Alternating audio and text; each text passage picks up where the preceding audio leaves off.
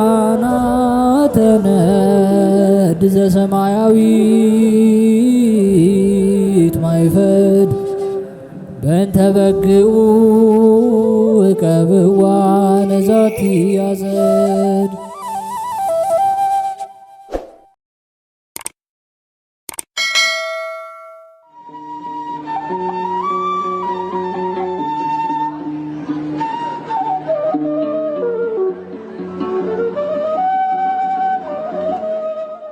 በስመ አብ ወወልድ ወመንፈስ ቅዱስ አሃዱ አምላክ አሜን። ሰላም እንደምን ቆያችሁን ውድ የሊቃናት ሚዲያ ቤተሰቦቻችን፣ አሜን። እግዚአብሔር ስሙ ከዘላለም እስከ ዘላለም የከበረ የተመሰገነ ይሁን። በዚህ ቪዲዮ ይዘንላችሁ ወደ እናንተ የቀረብነው ታኅሳስ 8 የሚነበብ ስንክሳር ሲሆን ለዚህ ቁም ነገር አዘል ቻናል አዲስ የሆናችሁ እህት ወንድሞቻችንም ካላችሁ ቻናሉን ሰብስክራይብ በማድረግ እንዲሁም ደግሞ አዳዲስ ቪዲዮ ቶሎ ወደ እናንተ እንዲደርስ የዶል ምልክቷን በማብራት ላይክ፣ ሼር በማድረግ ቤተሰብ እንድትሆኑ ከወዲሁ የአክብሮት ግብዣችንን አቀረብን። ወደ ቪዲዮ እንሂድ። መልካም ጊዜ። ታኅሳስ 8 የሚነበብ ስንክሳር። የአባ ያሮክስ ዕረፍት። ታኅሳስ 8 በዚች ቀን የእስክንድርያ አገረ ሊቀ ጳጳሳት ቅዱስ አባት አባ ያሮክስ አረፈ። እርሱም ለአባቶች ሊቃነ ጳጳሳት 13ኛ ቁጥር ነው። የዚህም ቅዱስ አባት ወላጆቹ አስቀድሞ አረማውያን ነበሩ።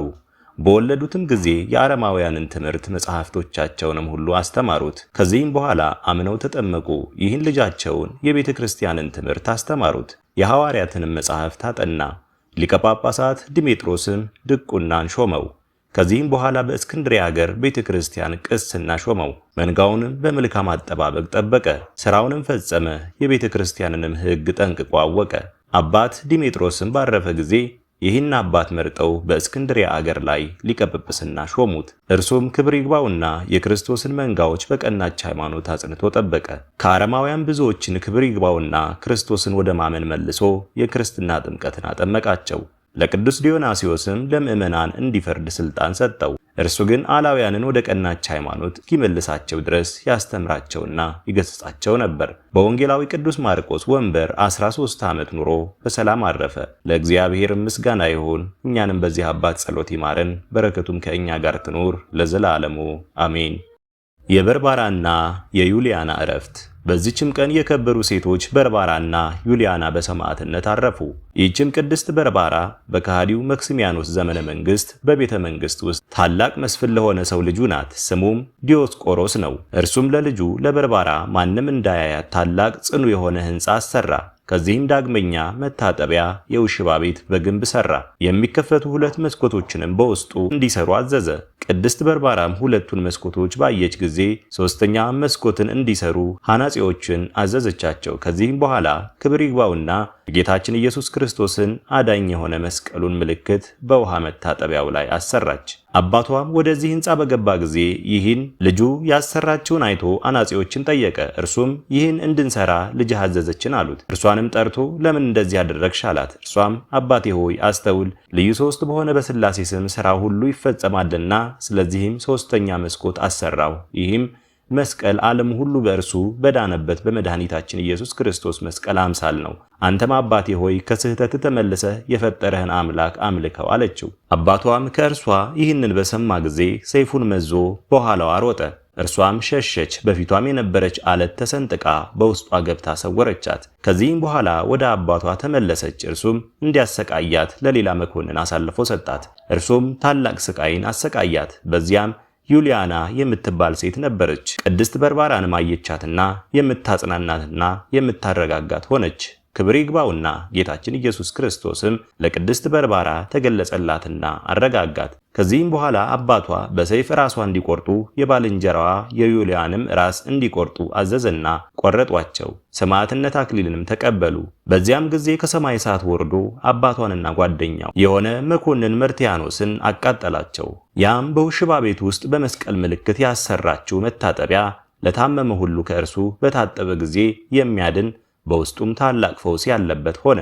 ከዚህም በኋላ የቅዱሳት ሰማዕታትን ስጋቸውን ወስደው ከከተማ ውጭ ባለች ቤተክርስቲያን ስሟ ገላሊያ በሚባል ቦታ አኖሯቸው።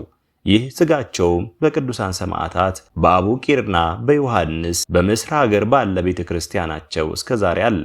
ለእግዚአብሔር ምስጋና ይሁን። እኛንም በቅዱሳን ሰማዕታት ጸሎት ይማረን፣ በረከታቸውም ከእኛ ጋር ትኖር ለዘላለሙ አሜን። የእንባ መሪና መታሰቢያ። በዚች ዕለት የብጽዕት እንባ መሪና መታሰቢያዋ ነው። በረከቷም ከእኛ ጋር ትኑር ለዘላለሙ አሜን። የአባ ሳሙኤል ዘደብረ ቀልሞን ዕረፍት። በዚችም ቀን ቅዱስ አባት የደብረ ቀልሞን አባ ሳሙኤል አረፈ። ይህም ቅዱስ ለግብፅ ደቡብ ከሆነ መጺል ከሚባል አገር ደክሉባ ከሚባል መንደር ነው። ወላጆቹም ቅዱሳንና ንጹሐን ናቸው። ያለ እርሱም ልጅ አልነበራቸውም። አባቱም ቄስ ነበር። በሌሊት በራእይ ፊቱ ብሩህ የሆነ ሰው አየ። ይህ ልጅ ለብዙ ሰዎች የታመነ ቸር መምህር ይሆን ዘንድ አለው፣ በዘመኑም ለሁሉ ለእግዚአብሔር የተመረጠ ይሆናል አለው። አባ ሳሙኤልም ከታናሽነቱ ጀምሮ እንደ ነቢዩ ሳሙኤል ንጹሕ ነው። ሁልጊዜም የምንኩስና ልብስን ይለብስ ዘንድ ያስብ ነበር። በአንዲትም ቀን ወደ አስቄጥስ ገዳም ይሄድ ዘንድ ምክንያት አግኝቶ ከአባቱ ዘንድ ወጣ። ግን መንገዱን አያውቀውም ነበር። የእግዚአብሔርን መልአክ በመነኩሴ አምሳል ሆኖ እየመራው አብሮት ተጓዘ። ባደረሰውም ጊዜ በበዓት ውስጥ ለሚኖር ለአንድ ስሙ አባ አጋቶን ለሚባል ሽማግሌ መነኩሴ ሰጠው። እርሱ እጅግ ጻድቅ ሰው ነውና። ይህም መልአክ ስለ አባ ሳሙኤል ለአባ አጋቶን እንዲህ ብሎ ነገረው። ሳሙኤልን ደስ ብሎ ተቀበለው፣ የምንኩስናንም ልብስ አልብሰው፣ እርሱ የሽምግልናህን ድካም የሚያጽናና እውነተኛ ልጅህ ይሆናልና አንተም የምንኩስናን ሕግ ሁሉ አስተምረው። ይህንንም ከተናገረው በኋላ መልአክ ከእርሱ ተሰወረ። ሳሙኤልም በደረሰ ጊዜ አባ አጋቶን በደስታ ተቀበለው፣ እንዲህም አለው፣ የእግዚአብሔር አገልጋይ ሳሙኤል ሆይ መምጣትህ መልካም ነው። በሽምግልናዬ ጊዜ ጌታ ወደ እኔ ልኮሃልና አለው። ወዲያውኑ ወደ ቤተ ክርስቲያን አስገባውና ከፀጉር በተሰራው ቀሚስና በቆቡ ላይ በቅናትና በአስኬማ ላይ ጸለየና ባረከው። የአባቶቼ የአባ እንጦንስና የአባ መቃርስ ፈጣሪ ከአንተ ጋር ይኑር። ልጄ ሳሙኤል ሆይ በችግር ሁሉ ረዳት ይሁንህ ብሎ እኒያን የምንኩስናን ልብሶችን አለበሰው። ቅዱስ አጋቶም ለአባ ሳሙኤል ትህትናን አርምሞን አስተማረው። አባ ሳሙኤልም ቅዱስና ብሩክ የሆንክ አባቴ ሆይ ይቅር በለኝ፣ ከእኔ ጋርም ፍቅርን አድርግ፣ አስተምረኝም። እግዚአብሔርም የሚወደውን የምሰራ ያደርገኝ ዘንድ በከበረች ጸሎት አስበኝ ይለው ነበር። ሁልጊዜ መንፈሳዊ የሆነ የምንኩስናን ሥርዓትንም ሁሉ ተማረ። ቅዱስ አባ ሳሙኤልም በሥራ ሁሉ ይራዳው ነበር። የሚያዘውንም ሁሉ እየሰራ ከአባ አጋቶን ጋር 3 ዓመት ኖረ። ከዚህም በኋላ አባ አጋቶን አረፈ። አባ ሳሙኤልም 7 ቀን እየጾመና ታላቅ ተጋድሎን እየተጋደለ ኖረ። ከዚህም በኋላ በአስቄጥስ ባለች በከበረች በአባ መቃርስ ቤተክርስቲያን ቅስና ተሾመ። ከጥቂት ቀኖችም በኋላ የሊዮንን ደብዳቤ ወደ አስቄጥስ ገዳም አምጥተው አነበቧት። አረጋውያን መነኮሳትን በሰሙ ጊዜ እጅግ አዘኑ። አባ ሳሙኤል መንፈሳዊ ቅናትን ቀና። ከሰዎችም መካከል ተነስቶ ያችን ደብዳቤ ነጥቆ ቀደዳት። እንዲህም አለ፣ የቀናች የአባቶቻችን ሃይማኖት የሚለውጥ ሁሉ የተወገዘ ነው። የንጉሥ መልእክተኛም ባየ ጊዜ ቁጣውን ተመላ። አባ ሳሙኤልንም በብረት ዘንጎች እንዲደበድቡት በክንዱም ሰቅለው ፊቱን እንዲጸፉት አዘዘ። በጸፉትም ጊዜ አንዲት ዓይኑ ወለቀች። ከዚህም በኋላ ከአስቄጥስ ገዳም እንዲያሳድዱት ሁለተኛ አዘዘ። ከእግዚአብሔርም የታዘዘ መልአክ ለአባ ሳሙኤል ተገለጸለትና ወደ ቀልሞን ተራራ ሂዶ በዚያ ይኖር ዘንድ አዘዘው። ወዲያውኑ ሂዶ በዚያ ኖረ። የቀናች ሃይማኖትንም ለሰዎች ሁሉ እያስተማረ ተቀመጠ። ሊቀ ጳጳሳት የሆነው መለካዊ የእስክንድሪያ መኮንን ምቆዥም ዜናውን ሰምቶ ወደ ቅዱስ አባ ሳሙኤል መጥቶ ታላቅ ግርፋትንም ገርፎ ከገዳሙ አሳደደው። ወደ ቀልሞን ገዳም ቤተክርስቲያንም ሂዶ በዚያ ተቀመጠ። በዚያም ወራት የበርባር አረማውያን ወደዚያ መጡ። ወደ አገራቸውም ሊወስዱት አባ ሳሙኤልን ያዙ። ከእርሳቸውም እጅ አድነው ዘንድ ክብር ይግባውና ጌታችን ኢየሱስ ክርስቶስን ለመነው። በአንዲት ግመል ላይም በጫኑት ጊዜ ያ ግመል መንቀሳቀስ አልቻለም። ታላቅ ድብደባም ደበደቡት። በተሳናቸውም ጊዜ ትተውት ሄዱ። እርሱም ወደ ቀልሞን ገዳም ተመልሶ በምንኩስና ሥርዓት በመጠመድ በሁሉ ተጋድሎ እየተጋደለ ኖረ። ከዚህም በኋላ የበርበር አረማውያን ዳግመኛ መጡ። ከእርሳቸውም የተነሳ ፈራ። ሳሙኤል ሆይ አትፍራ፣ ግን ወደ ቤተ ክርስቲያን ገብተህ ዝም በል፣ ከእርሳቸው ጋር አትናገር፣ እኔም እንዳያዩ አደርጋቸዋለሁ የሚል ቃል ሰማ። በዚያም ጊዜ የተመዘዙ ሰይፎችን ይዘው ወደ ቤተ ክርስቲያን ውስጥ ገቡ።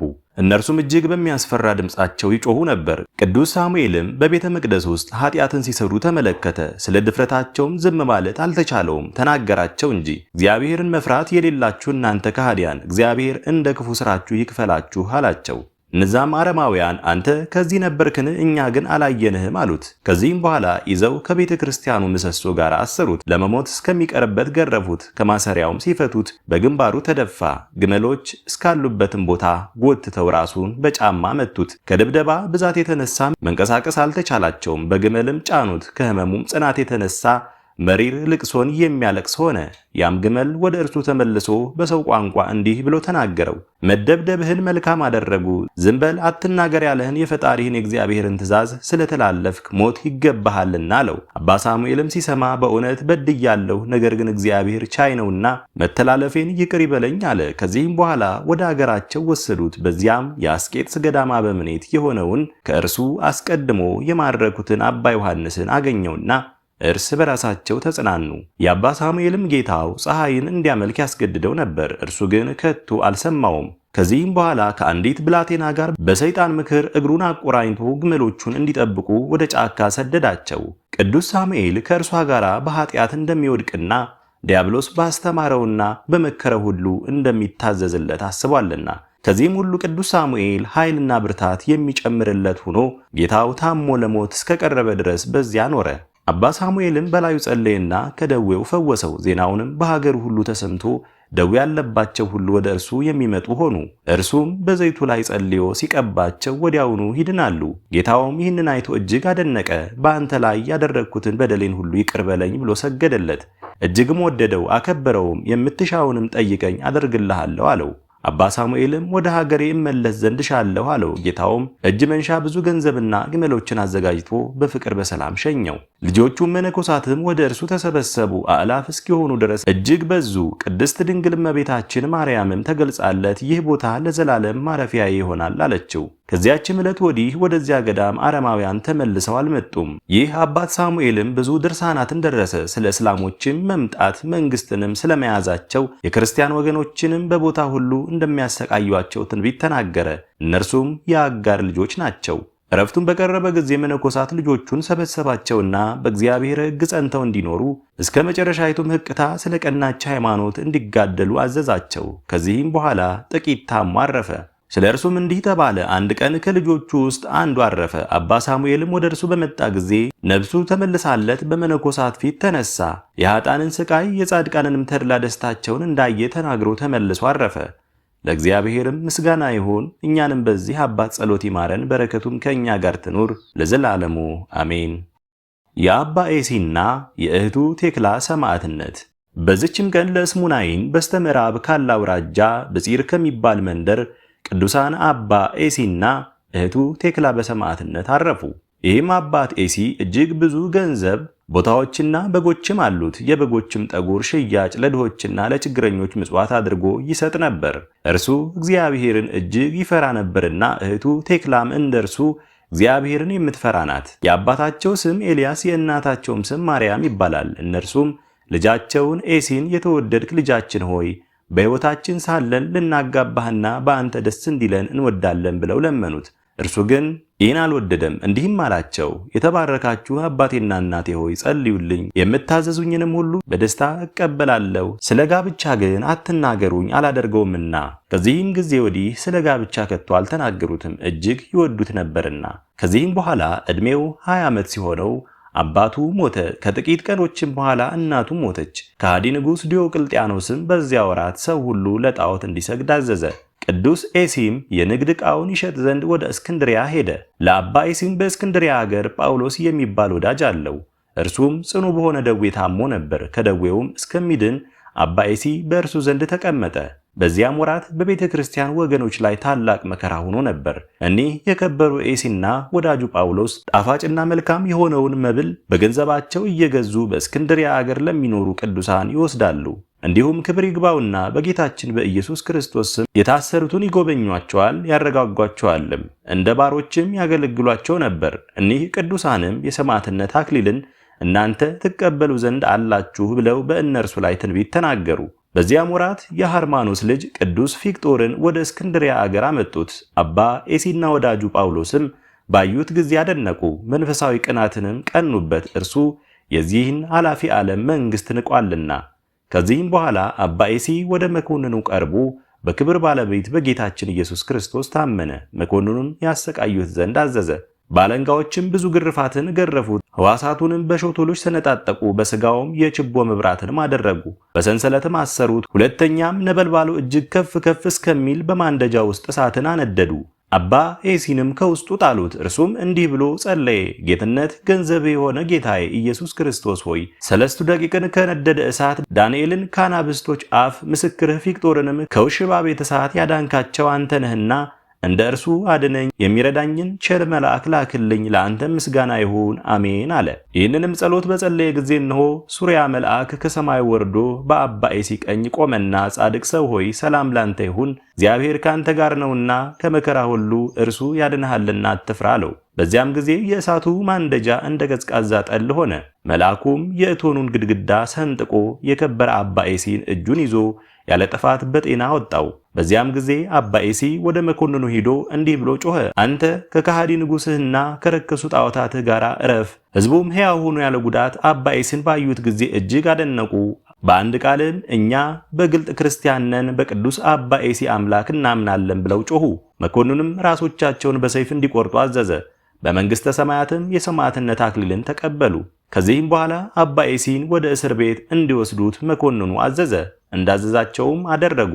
ለእህቱም ለቴክላ የእግዚአብሔር መልአክ ተገልጾላት ወንድሟን አባ ኤሲን ትጎበኘው ዘንድ ወደ እስክንድሪያ አገር እንድትሄድ አዘዛት። ያን ጊዜ ከእንዴናው ከተማ ተነስታ ከባህር ዳርቻ ደረሰች። መንፈሳዊት መርከብም ተገለጸችላት። እመቤታችን ቅድስት ድንግል ማርያምም ከመጥምቁ ቅዱስ ዮሐንስ እናት ከኤልሳቤጥ ጋር በውስጡ አለች። አዝነውም ተመለከተቻቸውና እመቤቶች ሆይ የደረሰባችሁ ምንድነው? አዝናችሁ አያለሁና አለቻቸው። ቅድስት ኤልሳቤጥም በእርጅናዬ ወራት የወለድኩት አንድ ልጅ ነበረኝ፣ ወስደው አረዱብኝ አለቻት። እመቤታችንም ቅድስት ድንግል ማርያምም ለእኔም አንድ ልጅ ነበረኝ፣ እርሱንም ወስደው ሰቅለው ገደሉብኝ አለቻት። ቴክላም እመቤቶች ሆይ በእውነት ጽኑ ሐዘን አግኝቷችኋል አለቻቸው። ይህንንም እየተነጋገሩ ወንድሟ አባ ኤሲ ወዳለበት አደረሷት። የተገለጹላት እነማን እንደሆኑ አላወቀችም ነበር። አባ ኤሲም እህቱን ቴክላን ባያት ጊዜ ፈጽሞ ደስ አለው። እርሷም ከእርሱ ጋር በሰማዕትነት ትሞት ዘንድ ተስማማች። ከዚህም በኋላ የሌሊቱ እኩሌታ በሆነ ጊዜ የእግዚአብሔር መልአክ ሱሪያል ለአባ ኤሲ ተገለጸለት። በብርሃናውያን ክንፎቹም ተሸክሞ ወደ ሰማይ አወጣው። ኢየሩሳሌም ሰማያዊትንም አሳየው። ቅዱሳንም ሁሉ ወጥተው ሰላምታ ሰጡት። የሰው አንደበት ስለ እርሷ ሊናገር የማይቻለው ልዕልናዋንና ክብሯን አሳየው። በወርቅ በዕንቁ ያጌጡ አደባባዮቿንም ከፀሐይ ብርሃን 7 እጅ የሚበልጠው በውስጡ ያለውንም ብርሃን አሳየው። ስለ ክብር ባለቤት ጌታችን ኢየሱስ ክርስቶስ ስም መከራ የተቀበሉ የጻድቃንንና የሰማዕታትን መኖሪያንም ዳግመኛ አሳየው። ከዚህም በኋላ የእግዚአብሔር መልአክ ወደ ሌላ ቦታ ወሰደውና ታላቅ አዳራሽንም አሳየው። በውስጡም በወርቅ በዕንቁ የተሸለሙ 300 ምሰሶች አሉ። ዙፋኖችም በዕንቁ የተሸለሙ አሉ።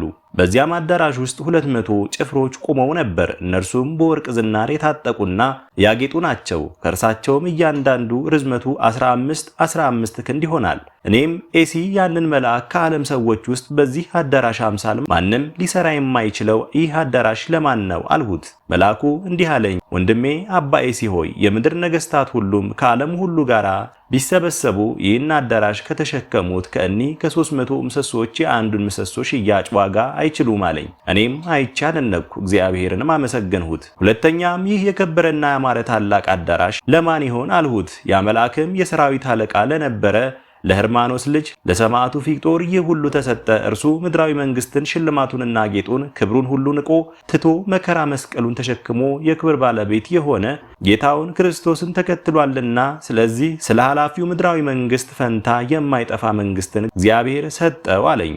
ዳግመኛም እንዲህ ብዬ ጠየቅኩት፣ እነዚህ ዙፋኖች፣ እነዚህ ፍሬያቸው ያማረ እንጨቶች፣ እኒህም የሚያበሩ አክሊሎች ምንድናቸው አልሁት። እርሱም እንዲህ አለኝ፣ አባ ኤሲ ሆይ እኒህ የእረፍትና የተድላ ቦታዎች የቅዱሳን ሰማዕታት መታሰቢያቸው በምድር ላይ የሚያደርጉት ሰዎች እግዚአብሔር ያዘጋጀላቸው ነው። አባ ኤሲ ሆይ ስማ፣ እኔ ላስረዳ። በሰማዕታት በስማቸው ቤተ ክርስቲያንን የሚያሰራ ሰው ሁሉ ወይም ስጋቸው የገነዘ ወይም መስዋዕትን የሰጠ መብራትንም ወይም የተራበ ያበላ የተራቆተ ያለበሰ ወይም ለቤተ ክርስቲያናቸው መጻሕፍትን ገዝቶ የሰጠ ወይም ገድላቸውንና ምስክርነታቸውን የጻፈ በችሎታውም መጠን በመታሰቢያቸው ቀን በጎ ሥራ የሠራ ቀዝቃዛ የጽዋ ውሃ የሰጠ ዋጋውን አያጣም ብሎ ክብር ይግባውና ጌታችን በከበረ ወንጌል እንደተናገረ ከሰማዕታት ለአንዱ ወይም ከጻድቃን መታሰቢያቸው ሲያደርግ የነበረ ሰው በሞተ ጊዜ ያ ሰማዕት ወይም ጻድቁ መጥቶ ክብር ይግባውና በጌታችን ኢየሱስ ክርስቶስ ፊት ይሰግዳል። ጌታና ፈጣሪዬ ሆይ በምድር መታሰቢያን ስታደርግ ኑራለችና ይህችን ነፍስ ስጠኝ ይላል። እርሱም ይሰጠዋል። እርሱም ተቀብሎ ወደዚያ ተድላ ደስታ ወዳለበት ቦታ ያስገባታል። ያች ነፍስ እጅግ ኃጢአተኛ ከሆነች ግን ከእግዚአብሔር ዘንድ ቃል ይመጣል። በመላእክት አለቃ በቅዱስ ሚካኤል አፍ እንዲህ ተብሎ ይነገራል። ሁሉን የያዘ እግዚአብሔር ይህች ነፍስ ለአንዲት ቅጽበት አንድ ጊዜ እንዲወረውሯት አዘዘ። ከዚህም በኋላ ስለ እርሷ ለማማለድ ለዚያ ሰማዕት ወይም ለጻድቁ ይስጡት ይላል። እነዚያም ለዚያ ሰማዕት ወይም ለጻድቁ ትሰጠዋለች። እርሱም ተቀብሎ ይወስዳታል። በመጠመቂያም ውስጥ ያጠምቋታል። ያማሩ ልብሶችንም አልብሰው ከእነዚህ ከምታያቸው ዙፋኖች በአንዱ ዙፋን ላይ ያስቀምጧታል። በማይጠፋ አክሊልም ይጋርዷታል። ከቅዱሳን ሁሉ ጋር ደስ እያለት ለዘላለም ትኖራለች። ከዚህም በኋላ ያ መልአክ ተሸክሞ ወደ እስር ቤት መለሰኝ። ሰላምታም ሰጥቶኝ ወደ ሰማይ አረገ። እኔም ስለ ከበረ ስሙ ለሚጋደሉ ስለሚሰጥ ታላቅ ሀብት እጅግ አደነቅኩ። በነጋም ጊዜ ቅዱስ አባ ኤሲን ከእህቱ ቴክላ ጋር ያመጡት ዘንድ መኮንኑ አዘዘ። አምጥተውም በጽኑ ስቃይ በተሽከርካሪዎች መሳሪያ በእሳት ቃጠሎ፣ በብረት ችንካሮች የራሳቸውንም ቆዳ በመግፈፍ አሰቃዩአቸው። እግዚአብሔርም ያለ ጉዳት በጤና አስነሳቸው። ከስቃያቸውም የተነሳ በሰለቸ ጊዜ ወደ ላይኛው ግብጽ ይወስዷቸው ዘንድ ለእንዴናው አገር መኮንን አሳልፎ ሰጣቸው። 8 ቀንም ያህል እንደተጓዙ መርከቢቱ ከባህር ዳር ቆመች። መኮንኑ ራሳቸውን በሰይፍ እንዲቆርጡ አዘዘ። ቅዱሳን አባ ኤሲና እህቱ ቴክላም እጅግ ደስ አላቸው። ጸሎታቸውም ጸልየው በፈጸሙ ጊዜ በሰይፍ ራሶቻቸውን ቆረጧቸው። እግዚአብሔርም ስንፉጥ ከሚባል አገር ስሙ ኦሪ የሚባልን ቄስ የቅዱሳንን ስጋቸውን እንዲያነሳ አዘዘው። እርሱም አንስቶ ወስዶ አጥኖ በአማሩ ልብሶች ገነዛቸው። የመከራውም ወራት እስኪፈጸም በንጹሕ ቦታ አኖራቸው። ከእርሳቸውም ታላላቅ ተአምራት ተገለጡ። ከእርሱም ጋር በሰማዕትነት የሞቱ ቁጥራቸው 477 ነፍስ ናቸው። ለእግዚአብሔርም ምስጋና ይሁን። እኛንም በሰማዕታት ጸሎት ይማረን፣ በረከታቸውም ከእኛ ጋር ትኑር ለዘላለሙ አሜን። የአባ ዮሐንስ ዕረፍት። በዚች ቀን በደማስቆ የተከበረ አባ ዮሐንስ አረፈ። ይህም ቅዱስ ከደማስቆ ከከበርቴዎችና ከታላላቆች ወገን መንሱር ለሚባል ሰው ልጅ ነው። በጥበብና በፈሪሃ እግዚአብሔርም አደገ። የቀርሊ ፈላስፋ ከሆነ ቆልህፋ ከሚባል ቁልዝማዊ መኮንን መምህሩ ዘንድ የፍልስፍና ትምህርትን ተማረ። ትምህርቱንም ሲጨርስ ቆላዝማዊ መምህሩን ተሰናብቶ ወደ ከበረ ሊቅ ሳበ ሰማዕት ገዳም ሄደ። አባቱም በሞተ ጊዜ ለአገረ ገዢው ጸሐፊ ሆነ፣ ግን ሚስጥሩን አይሰውርም። በዚያም ወራት የከሃዲው ሊዮን ልጅ ቆስጠንጢኖስ ተነስቶ በአምላክ ፍቃድ ስለተሳሉ ስዕሎች ጸብ በማንሳት አብያተ ክርስቲያናትን አወከ። ይህም አባ ዮሐንስ የቤተ ክርስቲያን ሹመት ሳይኖረው በቀናች ሃይማኖት እያጸናቸው በአምላክ ፈቃድ ለተሳሉ ስዕሎችም ስግደት እንደሚገባ መሰከረ። ከቅዱሳን መጻሕፍት እያመጣ የሚጽፍና ወደ ምዕመናን ሁሉ የሚልክ ሆነ። ከሃዲው ቆስጠንጢኖስም በሰማ ጊዜ ጥርሱን አፋጨ። በዮሐንስ ብዕር አምሳያ የሚጽፍ ጸሐፊንም ፈልጎ በዮሐንስ ብዕር አምሳያ እንዲህ ብሎ አጻፈ። ከአንተ ዘንድ ያለ ዮሐንስ ከአንተ ጋር ተዋግቼ አገርህን እማርክ ዘንድ ይህን ደብዳቤ ጽፎ ላከልኝ ብሎ በወንጀል ለደማስቆ ገዢ ላከለት። በሰማ ጊዜም እውነት ስለመሰለው የሚጽፍባት ቀኝ እጁን ቆረጠው። አባ ዮሐንስም የተቆረጠች እጁን ይዞ ወደ እመቤታችን ቅድስት ድንግል ማርያም ስዕል ሂዶ በብዙ እንባ እንዲህ ብሎ ለመናት። እመቤቴ ሆይ ለስዕልሽ መስገድ ስለሚገባ በተጣላው ጊዜ አይደለምን ይህ መቆረጥ የደረሰብኝ? አሁንም በቸርነትሽ ፈውሽኝ፣ አንቺ በሥራው ላይ ሁሉ ችሎታለሽና። ይህንንም ብሎ ጥቂት አንቀላፋ። በእንቅልፉም ሳለ እመቤታችን ቅድስት ድንግል ማርያም ተገለጸችለትና እጁን እንደ ቀድሞ መለሰችለት። በነቃም ጊዜ ድና አገኛት። እግዚአብሔርንም አመሰገነው። ቅድስት ድንግል እመቤታችንን ማርያምንም አመሰገናት። ከዚህም በኋላ ወደ ገዳም ሂዶ መነኮሰ። አበምኔቱም የምንኩስናን ሥርዓት ያስተምረው ዘንድ ለአንድ ሽማግሌ መንፈሳዊ አባት ሰጠው። ሽማግሌውም ልጄ ዮሐንስ ሆይ አፋዊት ከሆነች ትምህርት ምንም አታድርግ፣ ግን ዝምታን ተማር አለው። ከትሕትናውም ብዛት የተነሳ ሰይጣንን ድል ነሳው። ከዕለታትም በአንዲቷ ከመነኮሳቱ አንዱ ሽማግሌ ሞተ። መነኮሳቱም ስለ ወንድማቸው ሙሾ እንዲያወጣለት አባ ዮሐንስን ለመኑት። አባ ዮሐንስም ከሽማግሌው መምህር ትእዛዝ የተነሳ እኔ ፈራለሁ አላቸው። ለማንም አይገለጥም አሉት። ምልጃውንም ባበዙበት ጊዜ ለሚሰማ ሁሉ የምታሳዝን ሙሾ ደረሰ። መምህሩም አውቆ በእርሱ ላይ ተቆጣ። ከበዓቱም አባረረው። እርሱ አባ ዮሐንስ ወደ አረጋውያን ሁሉ ተማጸነ። ሽማግሌውንም ይቅርታ እንዲያደርግ ግድ ባሉት ጊዜ የመነኮሳቱን የመጸዳጃ ቤት የጠረገ እንደሆነ እምረዋለሁ አለ። አባ ዮሐንስም ሰምቶ መንፈሳዊ መምህሩ እንዳዘዘው አደረገ። እርሱም ቅንነቱንና ትሩፋቱን አይቶ በደስታ ተቀብሎ ወደ ማደሪያው አስገባው። እመቤታችን ቅድስት ድንግል ማርያምም አረጋዊ መምህሩን ድርሳናትን መድረስን እንዳይከለክለው አዘዘችው። ከዚህም በኋላ ብዙ ድርሳናትን ደረሰ። የኢየሩሳሌምም ሊቀ ጳጳሳት ቅስና ሾመው። በአምላክ ፈቃድ ስለተነሳ ስዕሎቹ ክብር ስለቀናች ሃይማኖትም ነገሥታቱንና መኳንንቱን ሲዘልፋቸው ኖረ። ወደ ሽምግልናም በደረሰ ጊዜ ወደ ወደደው ክርስቶስ ሄደ። ለእግዚአብሔርም ምስጋና ይሁን። እኛንም በጻድቁ ጸሎት ይማረን፣ በረከቱም ከእኛ ጋር ትኑር ለዘላለሙ አሜን። የቅዱስ አባት ተክለ አልፋ ዕረፍት። በዚችም ቀን የደብረ ድማህ ገዳም አበምኔት ቅዱስ አባት ተክለ አልፋ አረፈ። ዳግመኛም በክርስቶስ የሚታመን የገብረ ማርያም ዕረፍቱ ነው። እርሱም የሰማዕታትና የጻድቃን በየዕረፍታቸው ቀን ለእያንዳንዱ ርሁባንን በማጥገብ የተራቆቱትን በማልበስ መታሰቢያቸውን የሚያደርግ ነው። እንዲህም ባለ ሥራ ላይ ያለ ያን ጊዜ እስላሞች ወደ ሸዋ አገር መጡ። እርሱም ያማሩ ልብሶችን ለብሶ ወደ ቤተ ክርስቲያን ሂዶ ገብቶ ጸሎትን ጸለየ። ሲጸልይም እስላሞች ወደ እርሱ መጥተው ራሱን በሰይፍ ቆረጡት። የሰማዕትነት አክሊልንም በመንግሥተ ሰማያት ተቀበለ። ለእግዚአብሔርም ምስጋና ይሁን። እኛንም በቅዱሳን ሁሉ ጸሎት ይማረን፣ በረከታቸውም ከእኛ ጋር ትኑር ለዘላለሙ አሜን። አስጀምሮ ላስፈጸመን ለልዑል እግዚአብሔር ክብር ምስጋና ይሁን መቼም መች ለዘላለሙ አሜን። ውድ የሊቃናት ሚዲያ ቤተሰቦቻችን ታኅሳስ 8 ቀን የሚነበብ ስንክሳር ወደ እናንተ አቀረብን። ይህን ይመስል ነበር። በቀጣይ በአዲስ ክፍል እስከምንገናኝ ድረስ እግዚአብሔር ቸር ያቆየን። መልካም ጊዜ